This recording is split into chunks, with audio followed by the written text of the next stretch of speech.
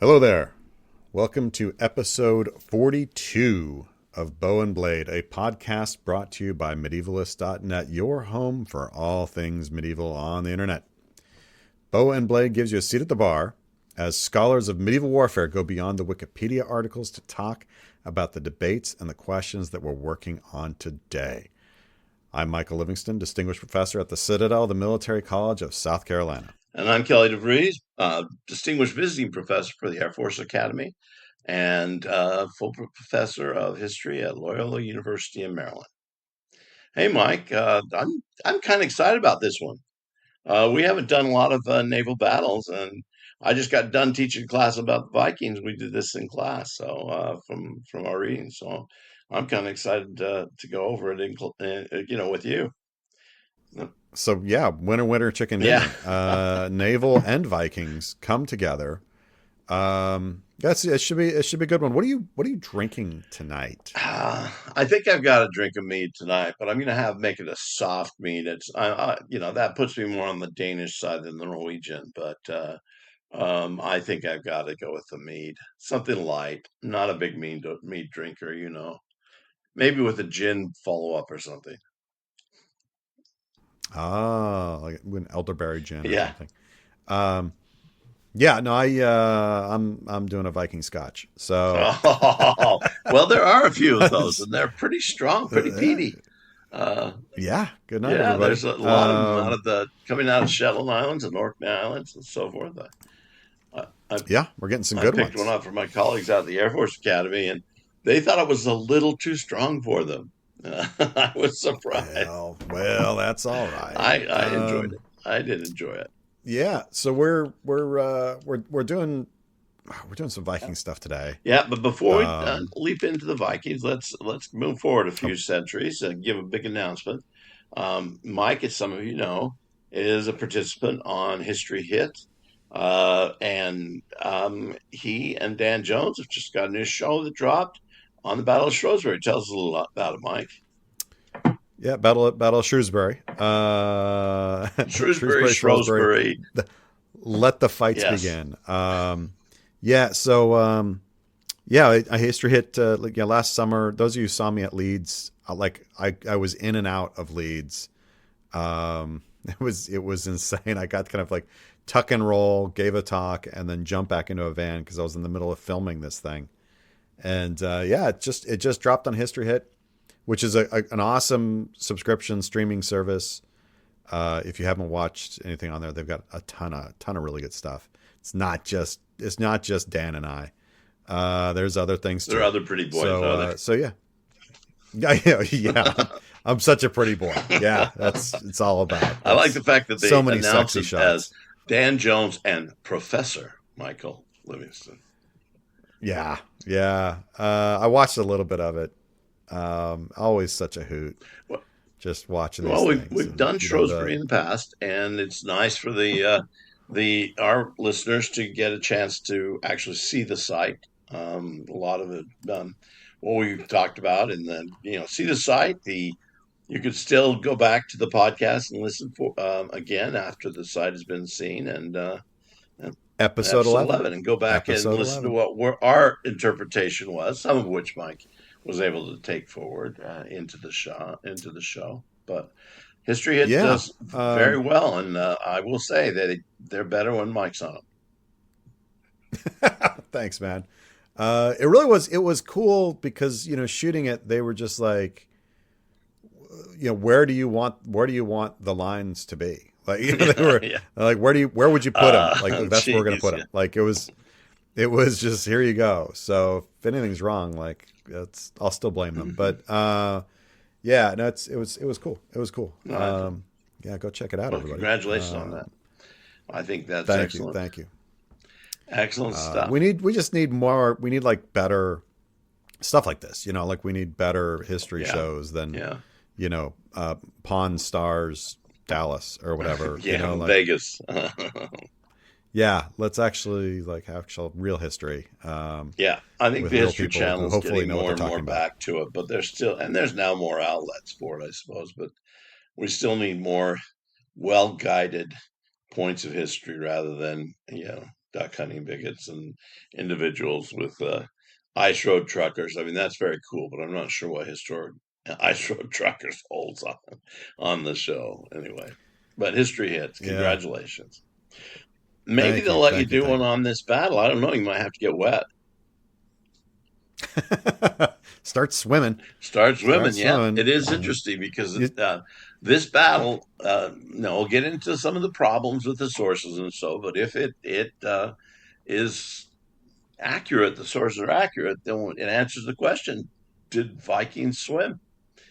Because there's several to get away, including Sweyn Estridsson, the king of Denmark, one of the two leaders of the forces, and he has to get away and he has to swim. So I've always thought this is a good one. If nothing else is right, it's nice to know the Vikings at least were capable of swimming. yeah, which of course they Of were. course they were. I know. I agree. I, yeah, it kills me. People are like, oh, people didn't know how to swim. What are you talking Yeah, about? Just, what are you talking right. about? I was able to teach Oh my my goodness. 5-year-old how to swim in about 10 minutes, and she took the water. I'm sure that these guys who were living next to it understood how to swim.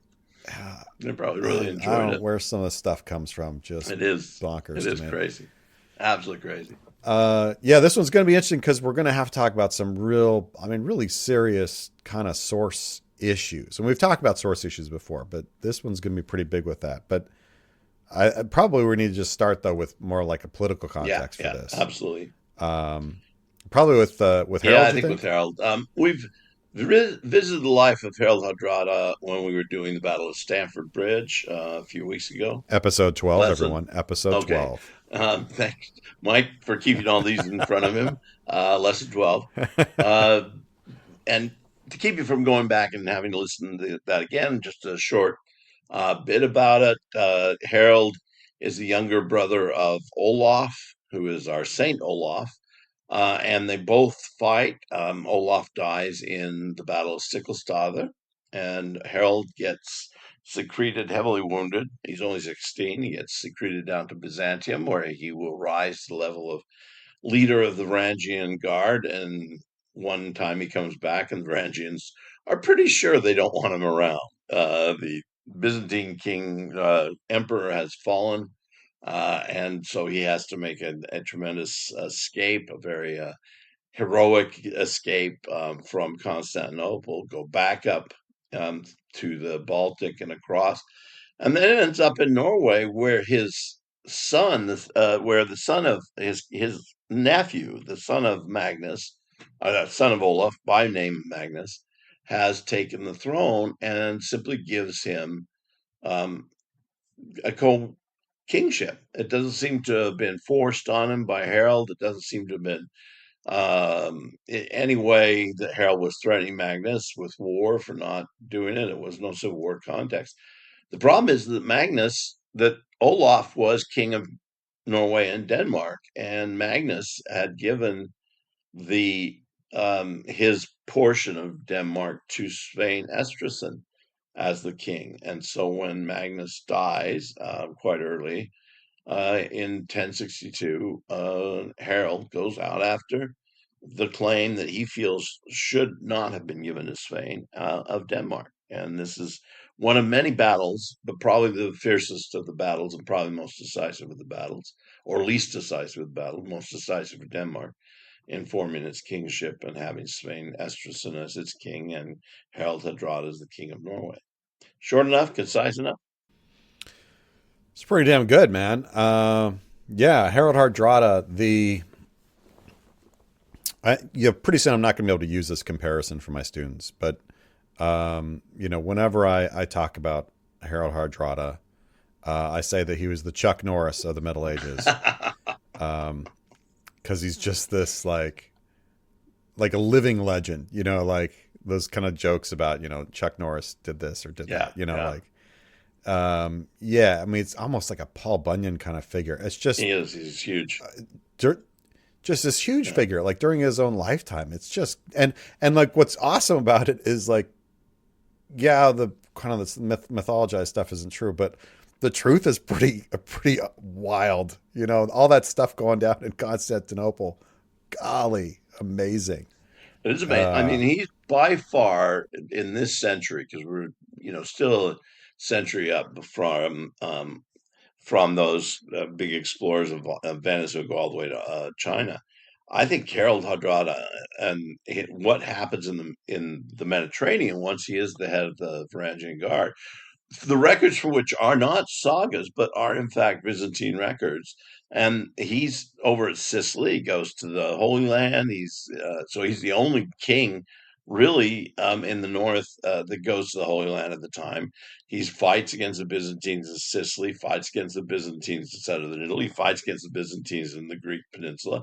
I mean, it's just he's all over, and then he goes back. So he's exiled down there eventually. That's where he goes. And then he comes back to Norway all the way. yeah, and what in between, like what is it with the Kievan Rus? Well, he meets at Golly, Novgorod. He marries the daughter of Yaroslav the Wise, or Yaroslav the Great, sometimes called, and Elizaveta. She's one of many wives. We're not entirely certain if these are all at the same time or spread across his his lifetime. But Elizaveta is the princess, so he marries a princess of the Kievan Rus. The Rus, and please don't let Vladimir Putin know this, but the Rus are Vikings. They're not yeah, Russian at all. yeah. Go figure. And of course, this is the guy, as Kelly said, Stamford Bridge, right? So he ends up dying actually In England. in England as part of the aborted attempt to take over England in 1066, and that battle helps weaken Harold enough. The other Harold Godwinson, and leads to 1066 Battle of Hastings, which was episode 1 of this podcast. So you guys got to listen to episode 1 on Hastings. What was episode 11 on Shrewsbury? Yeah. 12 on Stamford Bridge. We're connecting to all kinds of stuff today. I have knock on. I don't know what we sounded like in those first episodes. Is it the same? I have no idea. Idea. We were such young bucks. I'm sure we were using teenager words and things like that. I don't know.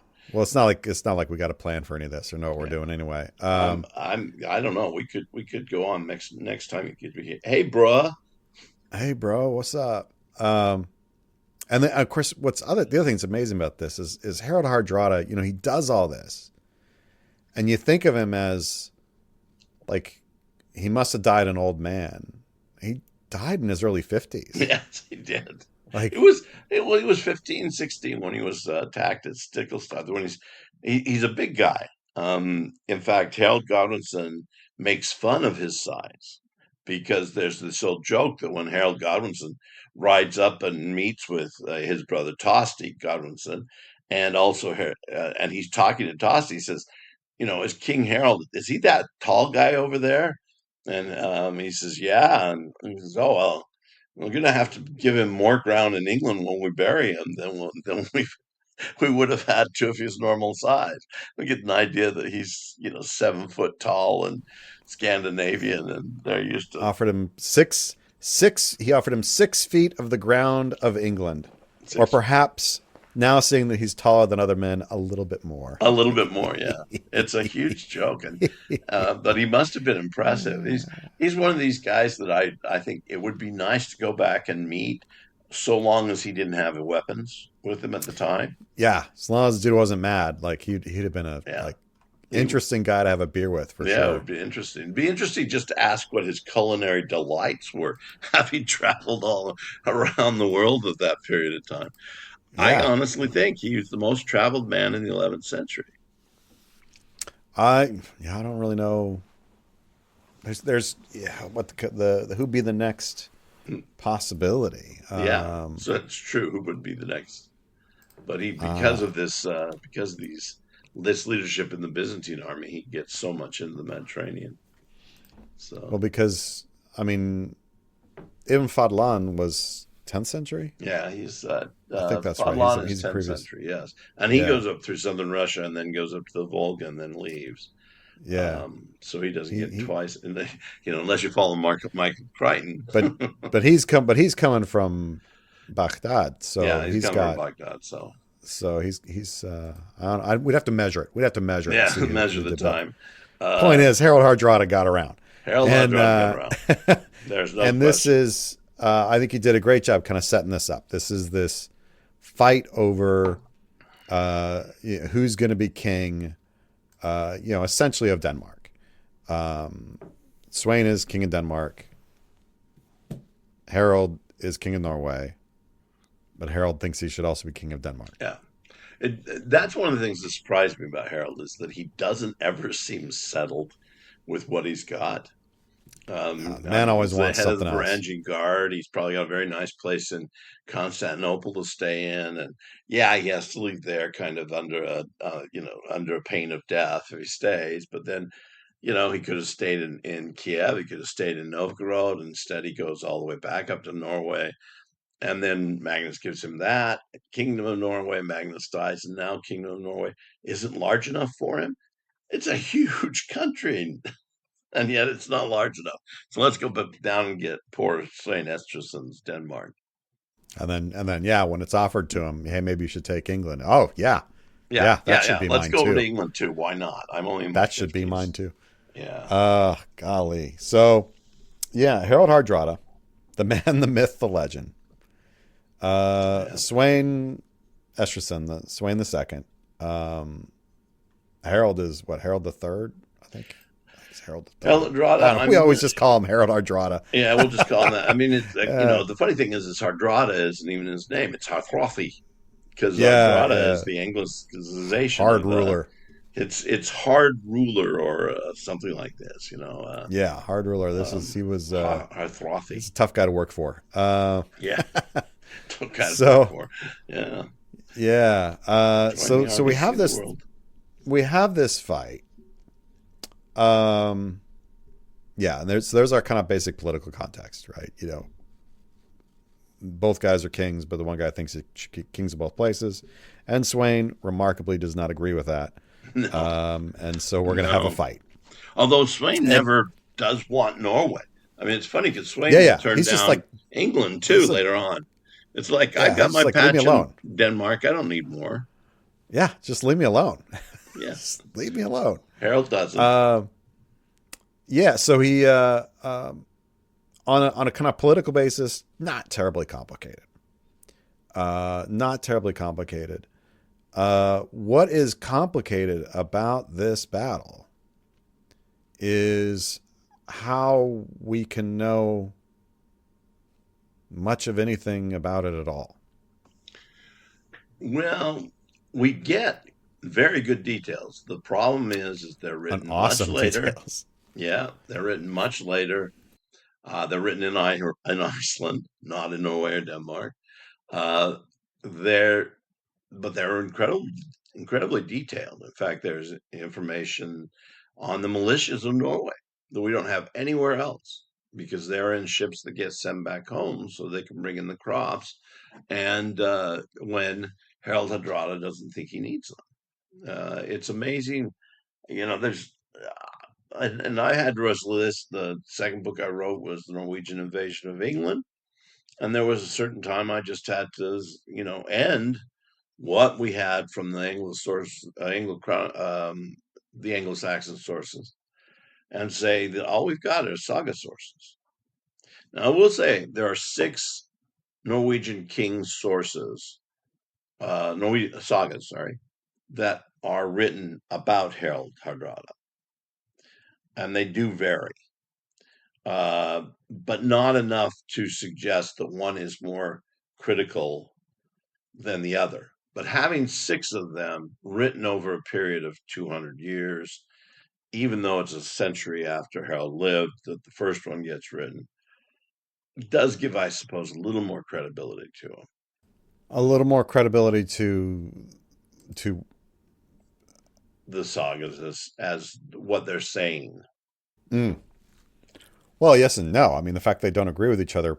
Well, I makes mean, they it don't look- agree with each other on little things that don't really matter.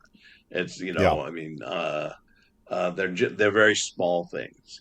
For example, In one of them, King William Conqueror is a little bit more abusive to his wife than the other, and one others misnames certain things. So, but they all tell the basic story about Harold, about Olaf before him, and so forth. And the most primary one is Heimskringla, that's written by Snorri Sturluson, but there's the Magraskina and the Helgaskina and several others. Yeah, and this what we basically are going to be following, I think, is going to be Heimskringla, Snorri Sturluson's, which it's been a while since we did this, which you can find in our medieval warfare reader, item 77 in the medieval warfare reader, an adaptation I did of an old translation of this particular saga bit because it's so magnificent. I mean, this is a fantastic account of a battle. It's rich and exciting and fun. It's thrilling. It's so good. It's so good. But Well, there is one thing that also it has. If what's that? it doesn't exist, we know nothing about this battle. Right. So let's that's the essential If the problem, right? sagas don't exist, we know nothing. Yeah, if the sagas, if we can't believe the sagas, you got nothing. Hmm. And what reason is there? I think we kind of you sort of jumped beyond where we need to get people's baseline to. What reason is there not to trust the saga? Like what is wrong with saga material? Well, what is wrong with saga material is, I mean, well, possibly wrong with it, I should say, is number one, it's much later, as Kelly said. It's several linguistic removes, probably from where we're at. And it isn't. There's a lot of stuff in the saga material that we know isn't real, and so it's one of these like, well, if the saga material has the stuff we know isn't real, do you throw it all out? And if you throw it all out, so you're like, okay, right, testimony that's invalid in part is invalid in whole, so okay, chuck it. Well, now for this, Stamford Bridge is actually another problematic one. Like suddenly, basically nothing. you just chucked it all out the window. Like, oh, okay, so now what do we do? Whereas there are other things in the sagas that you can confirm. Yeah. Right. There are these and sometimes amazing little details. Like some saga will say, well, there was this house, in this spot, and that's where this guy lived. And archaeologists will go and dig and like, holy smoke, there's this little house. Hey, it looks like it's right. Yeah. So yeah, there's these sagas are fascinating. I love the saga material because to me, honestly, this is no different.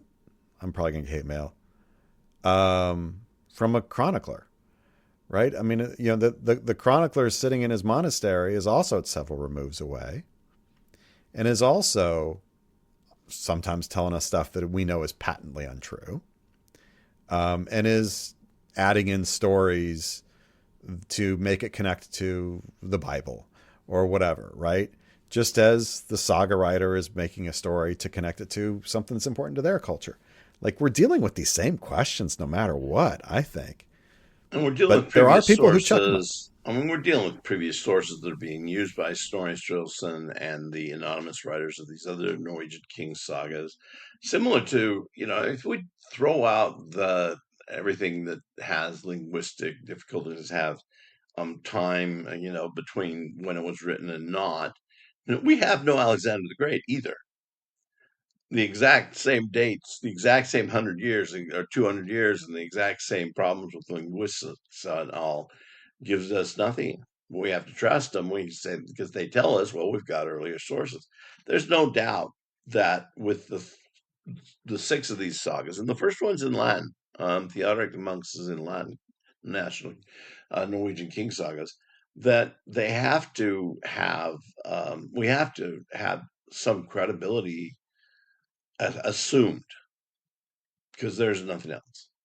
and until it's proven, it's hard doing history from nothing, from absence of history. But this, yeah, we wouldn't have it otherwise. And Yeah. what we do have is a very interesting battle described between two kings of Scandinavia who were both still considered Vikings historically. Yeah, and like I said, y'all can read it. we'll probably reading little bits of it, but the story it tells. I mean, it's just a cool story. Um, Now trying to confirm it. Well, it's kind of hard when this is sort of all you got. Mm-hmm. Hard to do. Place names it mentions, most of them we can. Yeah, that Combined. was here. That Yeah. was here. So okay, all right. Talks about Hallstatt. Yeah, all right. We know where Hallstatt is. All right, that makes sense. That geographically works for what is kind of being described as far as the movement of forces. So okay, that looks pretty good. So probably, good. But we're just gonna have to treat it as good because otherwise we don't have much. So Yeah. And so yeah, Battle of Nisa. archaeology is not going to help because everything that will have been, the waterways will have shifted, and they are silt and other things will have covered any remains.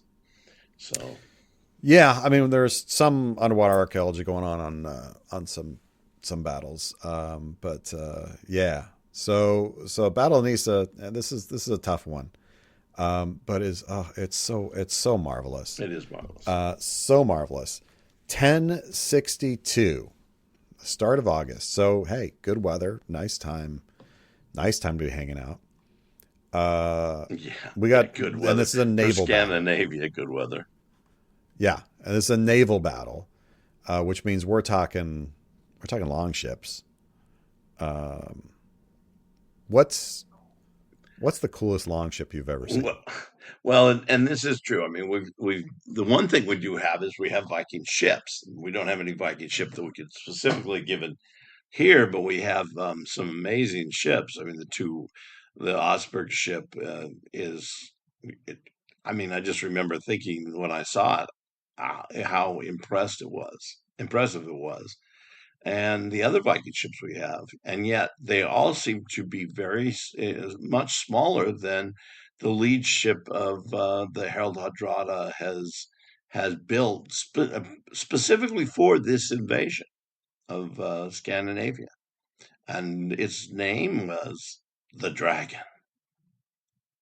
Yeah, and this thing was, again, from what we're told, it's a beast. It is a beast. This was he had built the Long Serpent, which was this incredible ship, and now he's got this new one that he's made. On the stem was a dragon head, and on the stern a dragon tail, and the sides of it were gilt, so it's got this gold on it. The vessel had 35 benches for rowers, and it was large for that size and remarkably handsome. The king insisted on the finest of everything belonging to the ship's equipment, both sails and rigging, anchors and cables. He's like, boom, coming in hot. I got my Top Gun Navy rowing in, Although a rowing in Top hot. Gun plane that's been a little more decorated. I don't Yeah, know. yeah, I it's don't got a lot remember of bling. Tom Cruise flying in something with gilt on the wings or anything. Harold Hardrada, I mean, he's wealthy too.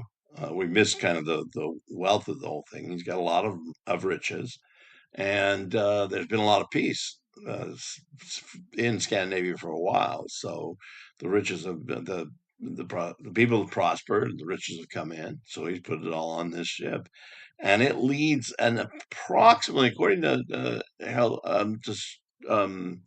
Snorri Sturluson, somewhere around 250 ships, maybe 230 ships, because some of them are sent home.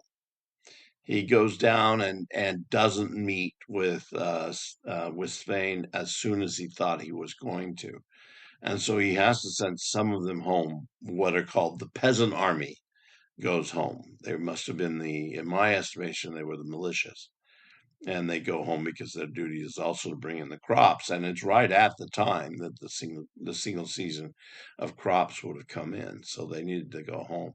So he does take some of his ships away. It doesn't seem to matter to him as far as victory is concerned, but it may have mattered quite a bit in the aftermath of the battle, that he can't follow up on Snorri Sturluson.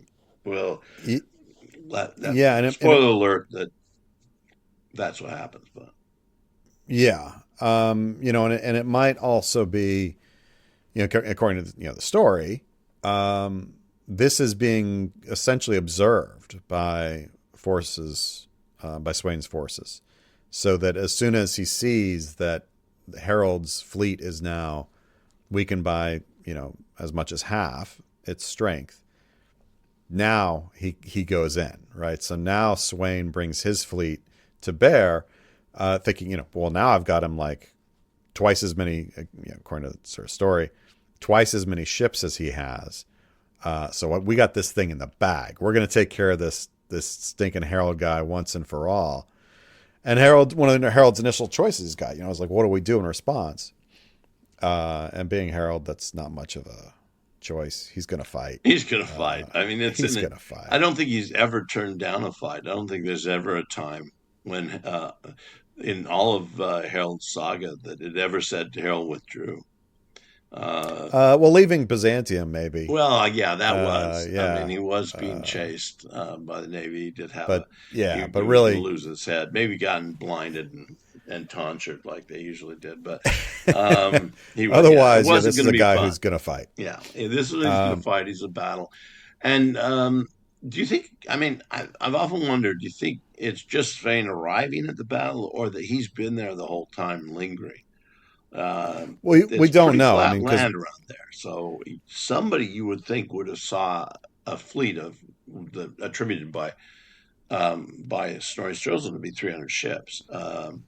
But so what Snorri has is he says that after he lets the bond of troops, the inexperienced levy, the whatever you want to call them, the peasant army, when he lets them return home, he still had men for 150 ships, which he sailed south along Halland, which he ransacked all around. Then he brought his fleet to Lofafjord and laid waste to the country. A little afterward, King Sweyn come upon them with Danish fleet consisting of 300 ships. So yeah, it doesn't give us a lot of cause and effect. No. No. I certainly think, it's like Sweyn knew bloody hell where he was, right? Well, it's his land. So. Yeah, so he knows where he's at. So yeah, I've always just figured this is pretty straightforward. That he sends these dudes home, and King Sweyn's like, all right, let's roll. Yeah. Let's roll in now. Whether he's been waiting weaker for it or not, whether he's been has secreted his fleet away, because Harold's gone there thinking that that's where they were going to fight, and Sweyn is not there. I tend to believe that that's what Sweyn was doing, is that he was secreting his fleet out and take advantage of. Maybe he knew that Harold was going to have to send some of them back. I don't know. The other option is he arrives and just says, "Oh wow, that's fun." That Harold said. That's lucky timing. Yeah.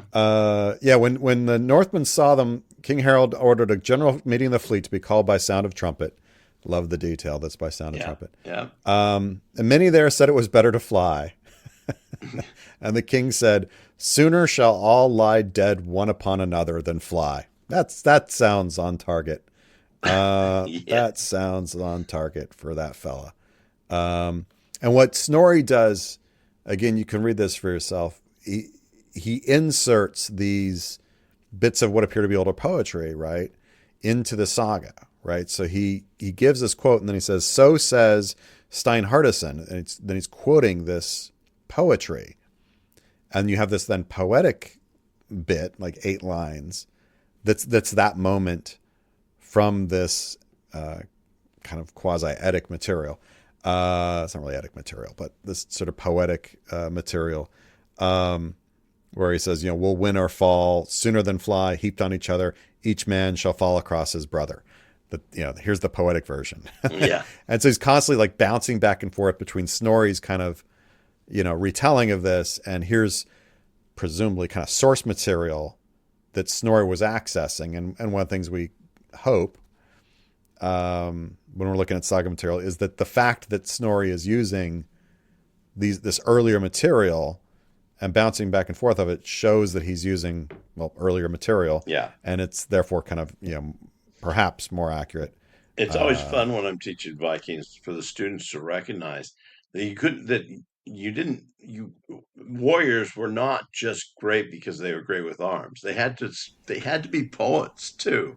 And Oh, there's for the one Vikings, thing yeah. earlier on in the saga where Harald Hardrada tries to give a poem, and one of his chief lieutenants comes up and says, "You're really lousy at that. You've really got to stop that."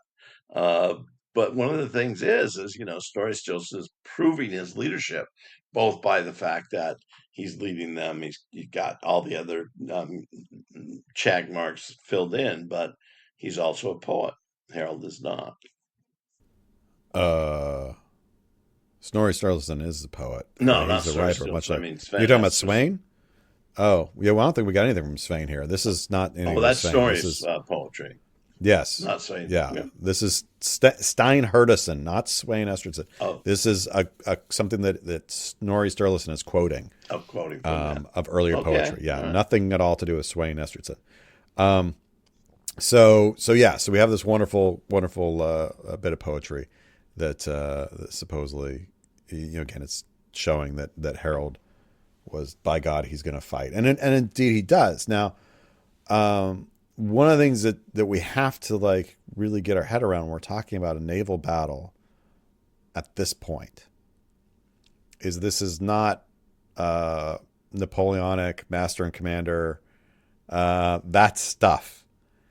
What's a naval battle like at this point in this region, man? Well, the only things you've got are missile troops, and there don't appear to be a large number here. Otherwise, the ships have got to come close enough together to grapple, come up next to each other, and have a land battle essentially on the ships. And that's what is attempted here. And Snorri is, in fact, very certain that the Draken, this beautiful ship of Harold's, is in the middle of his lines, and then they go to get close enough they don't to actually fight hand to hand. Uh, so it's not at all like our ancient warfare where you've got big, huge rams and then pulling back off the ship and letting them sink and so forth. These are being grappled and pulled together. Yeah, it's so cool to imagine what this must have been like. Because yeah, the first step before we can, hit this thing. All right, we got to tie the ships together. We need to have something to fight on. And yeah, Snorri describes it really wonderfully, where he talks about the marshal, Harold's marshal, essentially, gets his ship up next to Harold's, and they tie it off, right? And then sort of like, so you do have, as you said, the dragon in the middle, and proximity to that, your leader is sort of your best troops or whatever. It's just like on a land battle. There's the king's banner, and there to the king's right is that guy, and to the king's, like, that's what they're doing, but on ships. And they got to do it like each as a line, each side, but then also need to do it like almost like, all right, fellas, before we fight, all right, you guys gotta row closer. All right, come on now, you gotta get in here closer. All right, let's get things. All right, is it stable? Is it like, all right? Because yes, Sweyn, the Danish fleet's having to do this. And so it says, Sweyn, the Danish king, also drew up his fleet, and he laid his ship forward in the center against King Harold's ship.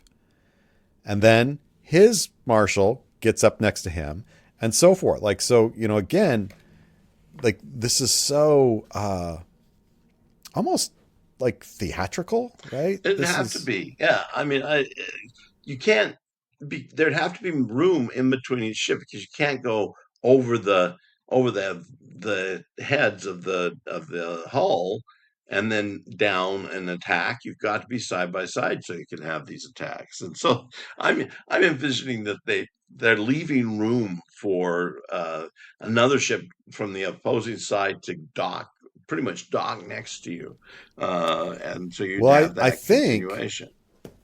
so. I mean, if you think about it, a long ship, right? The front of it sort of points in, almost like pointing like a tooth, right? And so I think you have the offsetting is that, right? So you put your guy, your ships side to side, but there's going to be that between the bows of the two ships, kind of a little space for somebody else's bow to insert.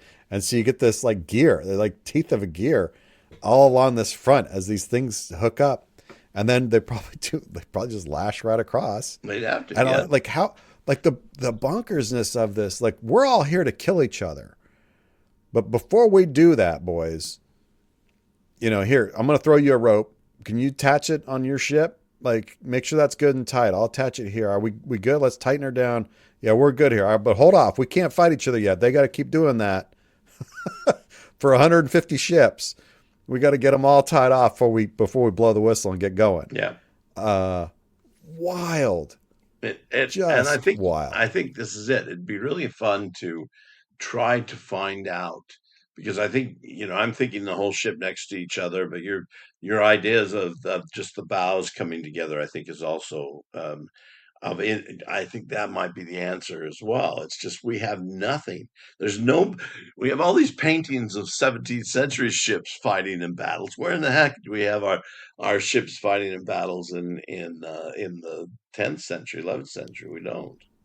And you think about like what is going on culturally to manage all of this, right? The kind of command and control that you must have to make sure that like as you're tying off this rope, right, that the guy on the ship next to you that you're gonna try and kill doesn't just take an axe to your head as you're tying it off. Like nobody's doing that, apparently, right?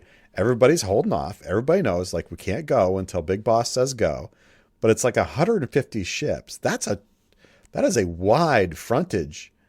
And of course, it's not like they're trying to make it stable, but like there's waves moving all this stuff.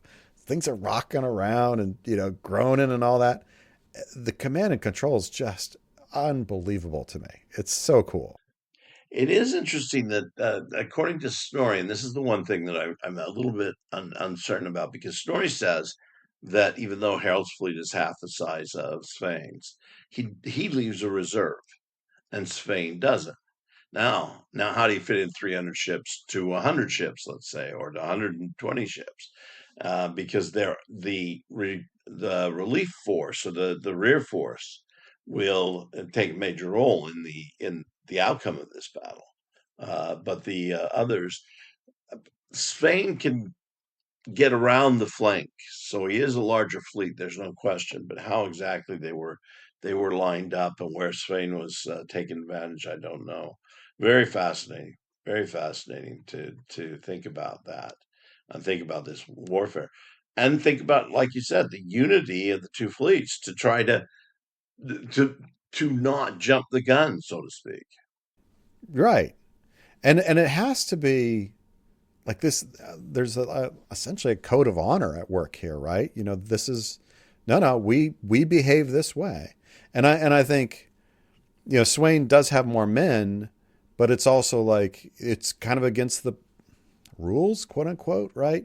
It's not like we can put our ships in a big circle around you. I mean, we could, but that's not copacetic. That's not allowed. Like, no, he's tied this many together. That's how many we tie together, and then we go at it. And it does seem that the flanks are open enough for ships to sail around them, because that's Yeah, where Haakon, the reserve of Harold, is going to come.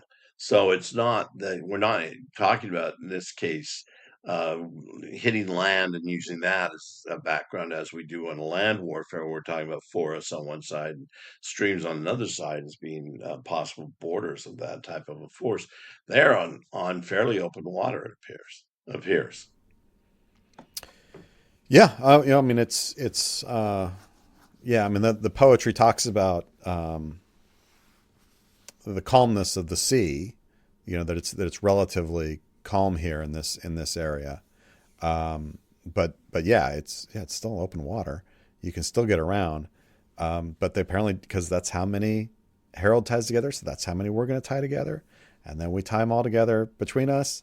And then, now that we're all parked and ready to go, now we go. And it's a horn, a great horn. It says that starts this off. Gentlemen, start your engines. In this case, don't do anything. Just tie your engine. Yeah, tie your engines, turn them all off, and everybody chill out. As soon as King Harold was ready with his fleet, he orders the war blast to sound, and the men then row forward to the attack, which is odd because they've all tied together. So, like, exactly how there's and this is the thing that I cannot get my head around this. We're told in part of it that we're binding everything together. Yeah. Okay. And then we're told there's this like rowing, this kind of smashing back and forth, which seems to indicate that we're just tying together each side. But we're also told specifically that's not what's happening. That we're like, and we're laying it may be the longer grappling hooks and they have to row into position closer. So that might also keep them from jumping the gun, I guess, too. That could be. So we're all kind of right there, right? But we're going to have this last surge to get forward and let loose, because you can't trust the boys to stay apart that long either way. Wild to imagine this. Wild to imagine, yeah. How much unity had to take place? Why not? Just land and fight on a land battle. That's kind of the option, except they're in fen land. They're in areas that there's no way to find dry land enough to fight on. So, but everything else, I mean, if you look at something like the Maldon campaign, that has to be landed and fight on that little spit. That has to be the way it's fought. So maybe it's just the oddity of this battle being on water. It's just the oddity of the battle, period. Yeah. Well, and it'd be so wild to know, and I don't think we know, how common is this? Like, I mean, these tactics that are being used. Is this, is this how it always goes? Or is this, like, oh, well, here's a genius thing. Let's do it this time this way. We know it's happening. The French fleet is tied at Sluys, but in two centuries later, we know the Romans are fighting similar to this in the late Roman Empire, and even in all the Roman Empire down in around Sicily and so forth. They're grappling together and pulling each other into a land battle. But we don't have a lot. In fact, we seem to have more avoidance of naval battles by Scandinavians in the centuries prior to this than naval battles. This may be the reason. And how much was, so you mentioned like Roman, some of the Mediterranean stuff, there you've also got a lot of trying to sink the other ship, right? Trying to, puncture the hole and using rams. Is that part of this final, we're kind of grappled together, but there's this last sudden push where we're going to smack each other. Is part of that, if we row strong enough, we might actually crack the other person's ship and they'll go down. And doesn't appear here, because Snorri has this very interesting comment about at the end. There's 70 ships left empty. Yes, so they can't be at the bottom of something if they're left empty. No, I just wonder if that's part of this like final push is to try and cause that to happen, right? And the interesting thing, he doesn't talk about these as being prizes. They're not going to be hauled off in one side or the other. They're just left empty. So it'd be nice to know when, if ever, in the North that became an issue. That empty ships were booty. Yeah. The other thing that's wild about this is the time of day. Mm-hmm. Mm-hmm. Yes, it is. Most of the battles that we've kind of talked about are daytime battles, right? Mm-hmm. It's often starting first thing in the morning, right? We're within shot of each other, camp out. Tomorrow morning, we're getting at it. And again, for good reason, Yeah, yeah, right? yeah. Because you can't Can't fight fight well in at the night. dark. I These guys do. Or they don't. I mean, I was looking at the 9th of August and wondering how long the sun would stay up because we're not in Norway, not fighting up in Norway, around the the northern part where there might have been sun all the time. But maybe going to it isn't as dark as we thought. Otherwise, they've got to be fighting by torchlight as well. I mean, well, all we get is, the fighting lasted all the night. Toward the end of the night, the greatest part of the Danish fleet broke into flight. For then King Harald with his men boarded the vessel of King Sweyn. It was so completely cleared that all the crew fell in the ship except for those who sprang overboard. And that includes Sweyn. Including Sweyn, yeah. Yeah. Yeah, and that may have been it. Maybe the close proximity and the fact that it wasn't as dark night because there was still the summer sky.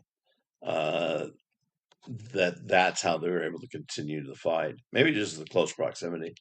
It is very interesting that they Snorri is so certain, and this differs not at all from the other accounts of this battle, that they fought in the nighttime. Yeah, I mean, the poets, some of the poetry, again, older poetry he quotes, um, says, the upland king was all the night speeding the arrow's deadly flight. All in the dark his bowstring's twang was answered, for some white shield rang, or yelling shriek gave certain note. The shaft had pierced some ringmail coat. The foemen's shields and bulwarks bore a Lapland arrow scar or more. Yeah, yeah, yeah. Yeah, you Nice. wonder how many of those were his own troops. Nice. Yeah, in the dark. Whoops. Sorry about Yeah, that. in the dark. How much Uh, was his friendly whoops. fire in the dark? Yeah. So I mean, it gets this. What was this like? It must have been just wicked awful, right? Yeah, As you're yeah, smashing each other, there's arrows flying. It's dark. You're on ships that are not. It's not like fighting on an aircraft carrier where it feels like land. I mean, these things are going to be shifting, and even though you're somebody who's fairly used to that, yeah. that is not a super great platform to melee combat upon. But that's exactly what these guys are doing. Yeah. Spears are flying. Yeah, when they get in close, this is the worst of melee. Um, just difficult. It's interesting also to think about the armor on that these guys are wearing. Because we just mentioned ring work, so they are wearing mail. They may not be wearing too much underneath because you can't get sodden underneath the mail coat if you do end up in the water. This is one of the problems that'll come in the later Middle Ages. The heaviness of the armor will take people straight to the bottom, and you can't get out of it. Coat of mail is easier to get out of, but still very. I don't think they've probably got as much armor on as usual. Yeah, I mean, I wouldn't want to be that heavily armored for sure. Because you're gonna go down to the bottom, and yeah, it's August, but that's cold water. That is cold water, even in August. Don't go swimming off Copenhagen in August. It's still gonna be pretty chilly. I think even No, off I the know. coast of Denmark, never go into the water. I mean, I think in the warmest of years, it can't be that warm out there. I hope we have somebody listening who's listening from like Copenhagen, and they're like, I went swimming last week. What's the matter with you people? And What's with you wimps? I'll tell you what. One of the things that's wrong with these wimps is I live in Charleston, South Carolina, Yeah, and you get warm that's one of the weather. things that's wrong there. Yeah, I grew up in Colorado, I have but I've swum. lost it all. No, I've swum on the out here in the Atlantic on Christmas Day, and you can still do it. It's a little chillier than in May, shall we say, but you can still do it. But I'm afraid, yeah, I've dipped my toe in next in Copenhagen and also out by some of the other Scandinavian areas, and it's cold water. Yeah, yeah. I waded in the water at I think it was Roskilde. Oh, did you? Yeah, and it was. I mean, well, actually, How that many was, toes I did you think. lose to frostbite? Well, I was gonna say, I think it was March. Okay. It was March. It was pretty. It was pretty rough.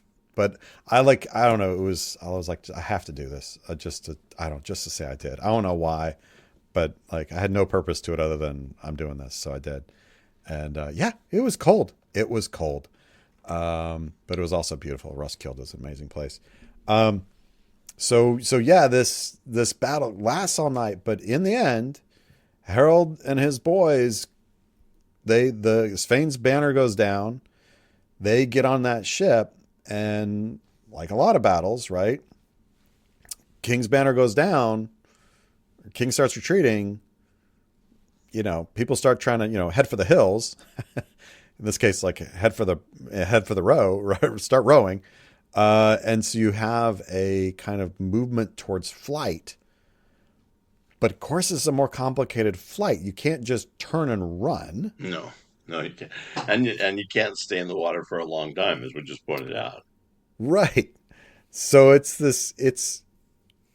mean, it's such a kind of all or nothing combat. Now, I mean, losers do get away, including Sweyn. But yeah, this is a fight from which not a lot of folks are going to get away if they lose. Just because, like, well, okay, we got to undo all these ropes, and then we got to row the heck out of it. And of course, people can be hitting us with arrows. Meanwhile, we're trying to do this. Yeah, we're going to try and swim. Like, what's going to happen there? Now, but in fact, hey, some of them could swim because what do we find out about what happens? Well, Sven he gets into the water and he actually is escaping, but gets picked up by Haakon, the reserve of the King of Norway. But Haakon never tells Harold that he's got Sweyn. Harold gets him to safety. This is really an interesting plot twist that is thrown here, because if Harold is defeated, Sweyn, and I think Harold's forces are much better trained. I think because Harold is a much better warrior, and he's had all these experiences. His troops are more experienced, more trained. I can see how they can win in this naval style, in this land style battle on the water. But then Sweyn disappears, and he appears to be helped by an ally, if not the lieutenant of Harald Hardrada. Yeah, Haakon pulls him out of the water, and I mean, like you said, he's a big hero in this fight. Does great with his reserve force. Well done, good job. But yeah, then it later comes out that he had apparently saved Sweyn. Now he had actually once been on Sweyn's side.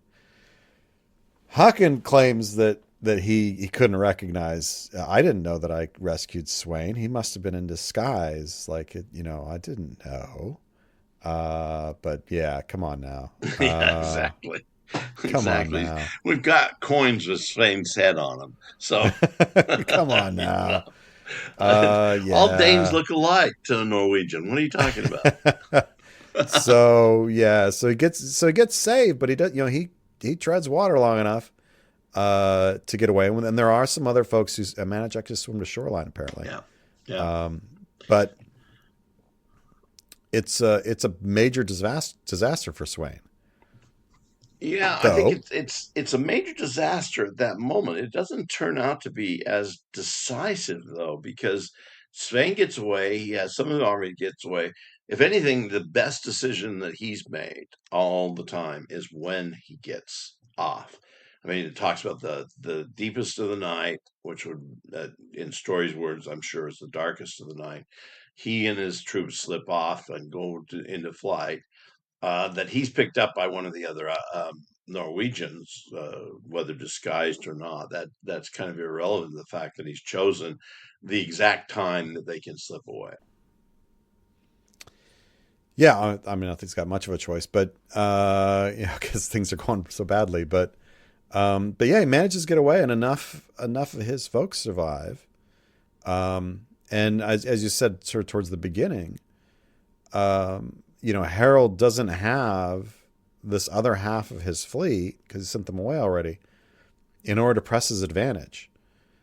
And so at this point, he's got what many of our colleagues would talk about decisive victory, right? This decisive victory. Yeah. Yeah, but it doesn't decide squat. No, so it doesn't decide. He has a big victory and it doesn't decide squat because afterwards, one guy goes back to his corner, the other guy back to his corner. It's going to be another 2 years before we get peace. Yeah, well, it's undecided because in 1062 there's the war, and then it seems to be peace the entire time afterwards. There's not much that happens between 1062 and 1064, and then in 1065 he gets interested. Harold gets his interest changed to England and meets his end in 1066. So it's all this stuff seems to be happening all at once, but it's almost like Harold's almost a cat in this case, where he's lost, he's won, but he lost the war, and so he slinks on home and says, "Oh, I didn't mean to do that." I was like, what was the point of all this? I think Morgan Skinner, says that it's 1065 that they make peace. Yes. Yeah, maybe. But I think everybody else says 1064. And anyway, it's 2 or 3 years later before they have peace. And when they do, Harold's the one who's got to give it lands. Yeah. Well, Harold, it's basically an unconditional, there's we just backed our corners and that's it. And nobody accomplished anything. There's no payments. There's no exchange of land. It's just, all right, fine. I guess you are the king over there. And Sweyn is like, yeah, and you're the king over there. So that's where we started and that's where we are now. And that's it. And it's Harold who has to kind of sue for that peace. He's been the antagonist, so that kind of makes sense. He has been the antagonist, and it's very unusual for his character to give up. And yet that's all we could say from the sources we have, is that he fights this battle, wins this battle, and still can't take the kingdom, so he has to give up. And there's much that we may not know. How much does the Christianity, the fact that both kingdoms are Christian, how much does that matter?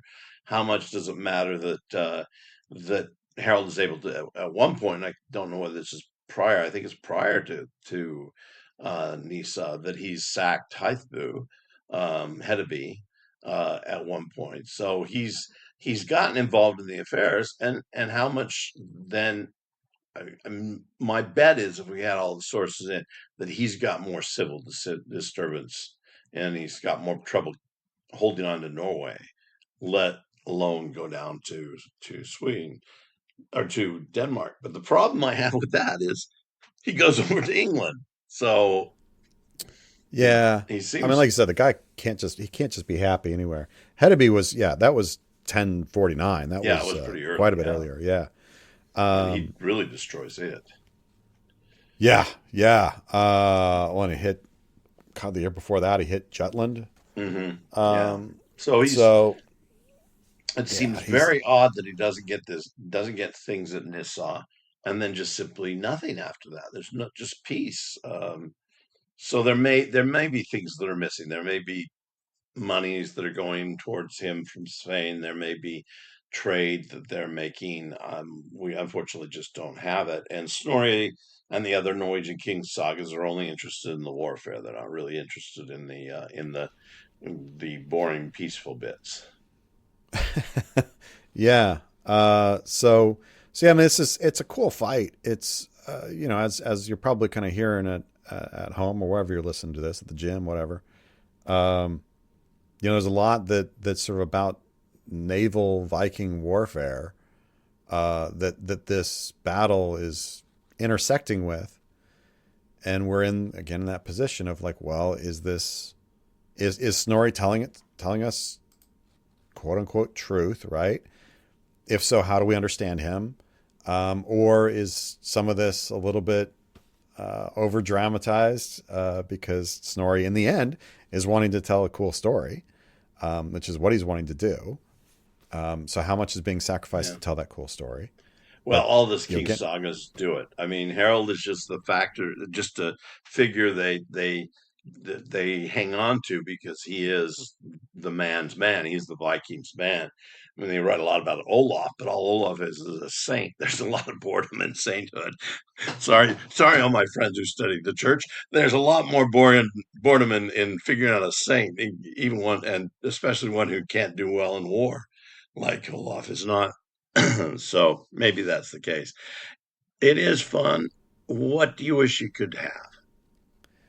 on this one, I wish we could have Harold's boat. Yes, that'd be nice. Yeah. I would like to have that boat. Show me how big that boat is. I want You to might see have that to have a sucker. bigger garage, but we'll find one if they need. Yeah, yeah. I mean, obviously, you know, with this, you wish you had a kind of contemporary eyewitness account from either side. Doesn't matter. From something that you could conclusively say, yes, the battle happened this way. Yes, here's the evidence. Yeah. Without that, there's always just gonna be these question marks. I would like to have and it may be out there. This is one of the things that we're saying, usually is just fantasy. We can't find it. This may be one of the things out there. I'd like to know how common this type of warfare was, and exactly could we piece together by other perhaps engagements, not between two major kings, but even earlier. Can we piece together how ships fought in the northern seas and the Baltic during this period? Because Naval Academy Press did ask me to write a book at one point about the naval engagements of the Vikings, and I thought, oh, this will be fun. No, it's almost impossible to do because we only have this one. But I'd really love to know if other ship-to-ship engagements occurred and how they did it in the North. Yeah, yeah, yeah. What do we got? It'd So be nice anybody out to have there's it. got all that information.